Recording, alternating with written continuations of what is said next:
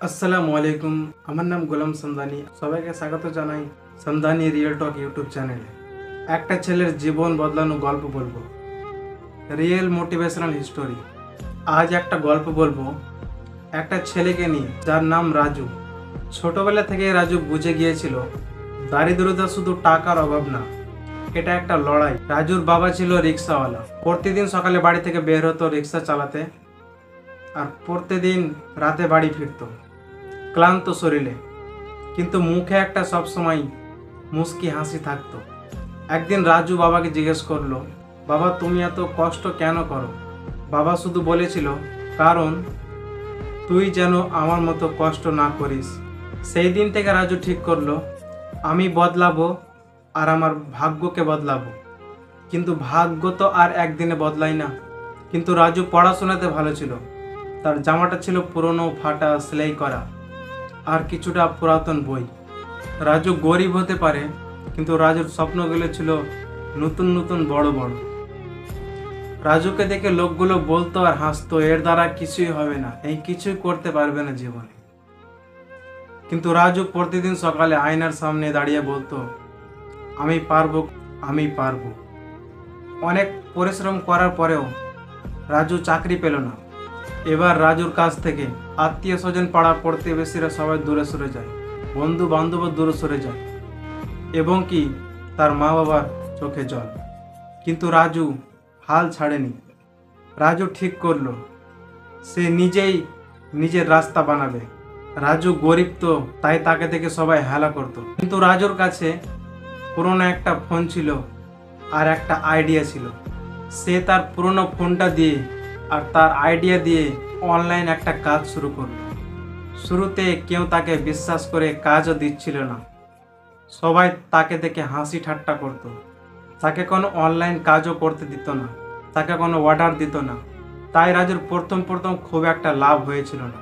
কিন্তু তাতেও রাজু হাল ছাড়েনি। রাজু একটা জিনিস সবসময় মাথায় রাখত, কিন্তু রাজুর উপর পুরো কনফিডেন্স ছিল। রাজুর নিজের উপর পুরো বিশ্বাস ছিল যে আমি পারবো। যখন সে দেখলো তাকে কেউ পাত্তা দিচ্ছে না, তখন সে হুট করে পাড়া প্রতিবেশী, আত্মীয় স্বজনের কাছ থেকে হঠাৎ কোথায় উধাও হয়ে গেল। রাজু মনে মনে বলল, এদের কাছ থেকে এতটাই দূরে যাব, দূরে গিয়ে এতটাই পরিশ্রম করব যে 1 বছর পর তারা আমার সফলতা দেখে অবশ্যই সম্মান করবে। কিন্তু রাজুর উপর বিশ্বাস ছিল, রাজুর উপর পুরো কনফিডেন্স ছিল। ঠিক সে 1 বছর পর ফিরেও আসলো বাড়ি। ঠিক সেই রাজু যাকে দেখে সবাই হাসি ঠাট্টা করত। তার আত্মীয় স্বজন, পাড়া প্রতিবেশীরা বলতে লাগলো, এত গরিব রাজু 1 বছরের মধ্যে হুট করে এত ধনী হলো কি করে? যখন রাজু গরিব ছিল, প্রথমে সবাই তাকে দেখে হাসি ঠাট্টা করত, আর এখন তাকে ধনী দেখে সবাই বলে রাজুর ভাগ্য ভালো ছিল, রাজু ভালো কিছু করতে পারবে। এখন রাজু বড় একটা কোম্পানির মালিক। যে ছেলে খেতে পেত না, সে এখন 10টা মানুষকে খাওয়ায়। যে ছেলে এক সময় ছায়া খুঁজে বেড়াতো, সে ছেলে এখন অন্যজনকে ছায়া দেয়। লোকে এখন কি বলে জানো?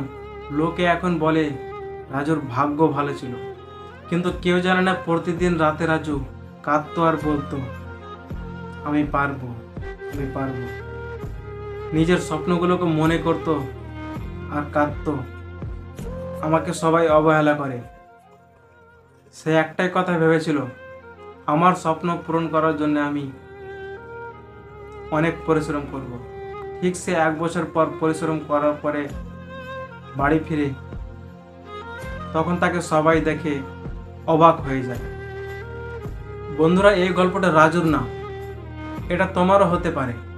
আজ তুমি হয়তো হেরে গেছো, কিন্তু মনে রেখো, হেরে যাওয়ার মানে শেষ না। হেরে যাওয়ার মানে এটাই না যে সব শেষ।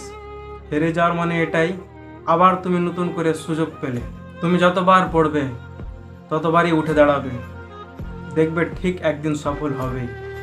কারণ এই পৃথিবীতে তারাই সম্মান পাবে যারা জীবনে বড় কিছু করে দেখাবে। আর রাজু সেটাই করলো। 1 বছর পর সে একটা কোম্পানির মালিক হয়ে দেখালো।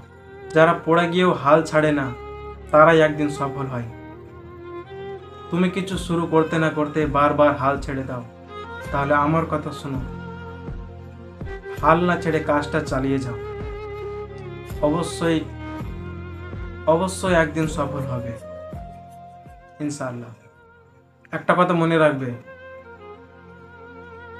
হেরে যাওয়ার পিছনে সবসময় জিত লুকিয়ে থাকে। যদি মনে হয় তোমার গল্পটা হৃদয় ছুঁয়েছে, তাহলে কমেন্টে লিখো, আমিও ঠিক রাজুর মতো নিজের জীবন গড়ব, নিজের জীবনকে বদলাবো, নিজের ভাগ্যকে বদলাবো। কারণ হয়তো পরের গল্পটা তোমার হতে পারে। হ্যাঁ, তোমাকেই বলছি। সো আমার লাস্ট কথা এটাই থাকবে যে তুমি যেই কাজ করো, হাল ছাড়বে না, অবশ্যই একদিন সফল হবে। আর হ্যাঁ, এরকম বাস্তব গল্প শোনার জন্য আমাকে অবশ্যই সাবস্ক্রাইব করবেন আর কমেন্টে বলে যাবেন। দেখা হবে আবার কোনো নতুন ভিডিওতে। আসসালামু আলাইকুম।